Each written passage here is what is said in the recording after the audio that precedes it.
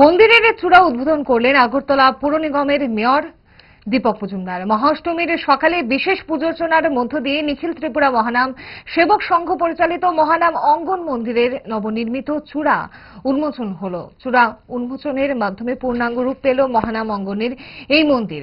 এই নবনির্মিত মন্দিরে ভক্তদের জন্য 22টি কক্ষ রয়েছে। সেই সব কক্ষে ন্যূনতম অর্থের বিনিময়ে ভক্তদের থাকার সুযোগ রয়েছে বলে জানা গেল মন্দির পরিচালন কমিটির তরফে। এদিনের এই কর্মসূচিতে প্রধান অতিথি হিসাবে উপস্থিত ছিলেন মেয়র দীপক মজুমদার, ছিলেন কর্পোরেটর রত্ন দত্ত, মঠের সভাধিপতি রবীন্দ্রচন্দ্র সাহা, মঠাধ্যক্ষ সভাধি বন্ধু ব্রহ্মচারী সহ অন্যান্যরা। কর্মসূচি নিয়ে মঠের একজন কর্মপরিচালক জানান, থাকলে মন্দিরের পূর্ণতা আসে না। আজকে সে পূর্ণতা এলো দীর্ঘ বছরের পরিশ্রমের ফলে। আমাদের সেক্রেটারি দাদা শ্রী সুদীপ রায় তার অক্লান্ত পরিশ্রমে এবং এই ভিক্ষা করে করে সর্বত্র গিয়ে এই চূড়ার অর্থ সংগ্রহ করেছেন এবং আমাদের শিমুলদা আছেন, শিমুলদা মুখ্য দাতা।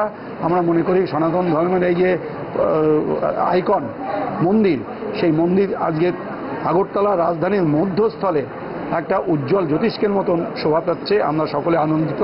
এই মন্দিরে ত্রিপুরার সমস্ত জনগণের তারা যদি যখনই আসবে আমরা সাধ্যমতো তাদের সেবা করব। সুলভ মূল্যে ঘর এবং প্রসাদ আমরা দেব, তাতে তারা চিকিৎসা করুক, যাই করুক, লেখাপড়া করুক, আমরা এই সেবাটা করতে রাজি। আমরা সকলকে প্রার্থনা করছি আপনারা আমাদের সাথে সহযোগিতা করুন।